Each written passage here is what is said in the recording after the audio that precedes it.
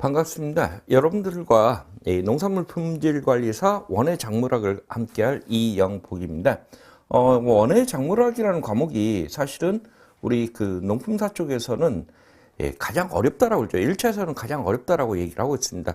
왜냐하면 대부분 여러분들께서 농학을 전공하지 않은 상태에서 처음 접해보는 내용들이 많습니다. 특히나 용어에서부터 처음 듣는 말들이 많다 보니까 용어에서부터 막히기 시작하거든요. 그런데 사실 모든 시험이 마찬가지지만 기본적으로 용어만 알아도 풀 수 있는 문제가 보통 한 30%에서 40% 정도 됩니다. 그러다 보니까 용어만 귀에 익어도 한 3, 40점 나와요. 그리고 거기에 여러분들 이제 기본적인 내용들을 조금 보시면은 60점 맞는 데는 크게 무리가 따르질 않습니다. 단 처음 시작하실 때 용어가 어느 정도 귀에 익는 데까지 조금 어렵다, 힘들다라는 느낌을 많이 가지실 수밖에 없는 그러한 과목이라는 거. 그리고 또 하나는 많은 분들이 원예 작물학 이렇게 얘기를 하면 암기 과목으로 생각들을 많이 하십니다. 왜? 다 온통 외울 거라고 생각이 되거든요. 그런데 실제 외워야 한다. 외워서는 풀 수 없는 문제가 많습니다. 왜냐하면 우리 모든 그 교재에서 다루고 있는 품목만 출제가 되는 게 아닙니다.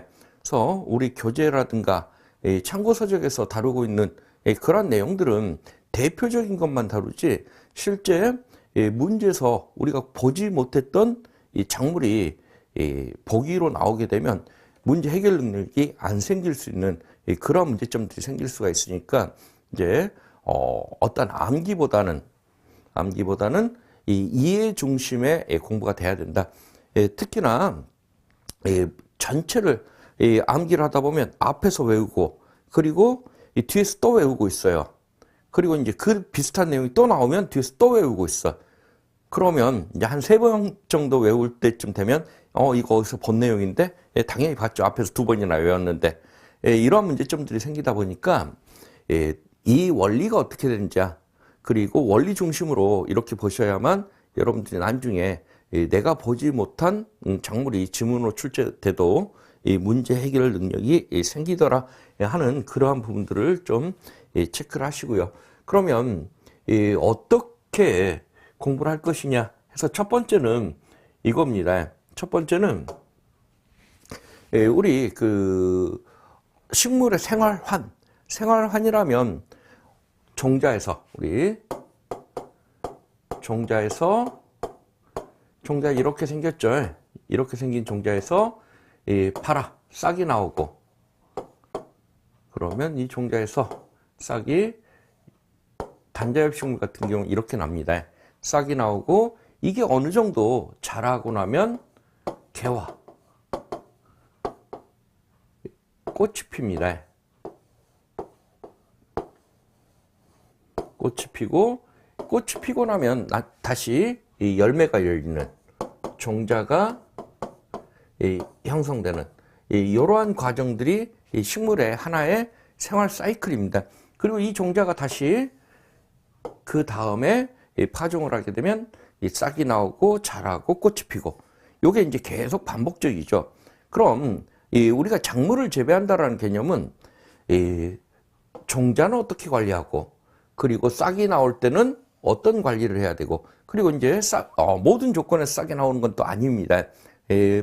종자를 채취해서 바로 파종을 한다고 해서 바로 싹이 나오는 게 아니고 휴면이라는 걸 하는 경우도 있어요. 그러면 어떻게 하면 사람으로 얘기하면 잔다라는 개념입니다.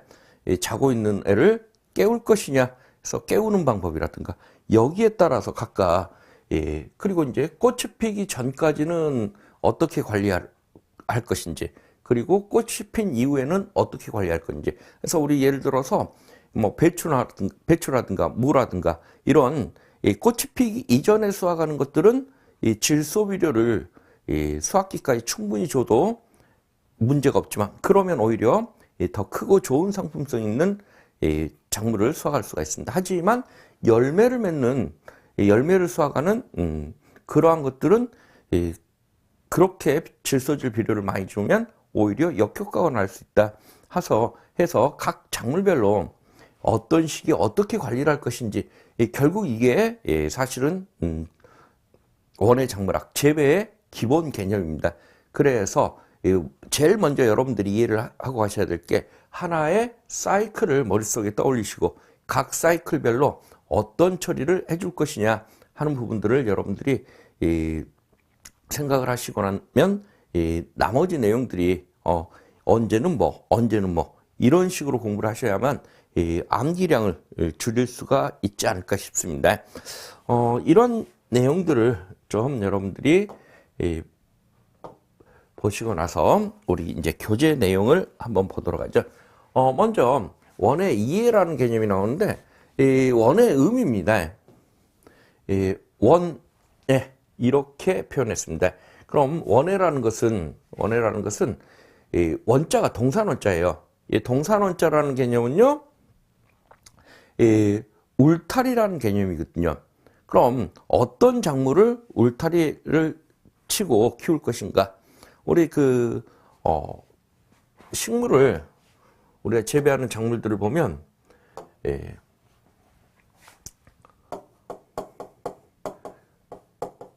우리가 키우는 식물을 작물이라고 표현하죠. 크게 나눠보면 용도에 따라서 식용작물하고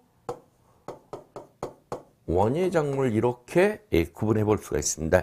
그래서 식용작물이라면 주식으로 이용하는 것들입니다. 우리나라는 주식이 쌀이죠. 그래서 쌀이라든가 보리쌀 이렇게 주식으로 이용하는 것들을 식용작물이라고 한다면 원예작물은요 주식으로 이용하지 않는 것들입니다. 그래서 주로 원예를 3개 파트로 나누는데 채소원예, 과수원예,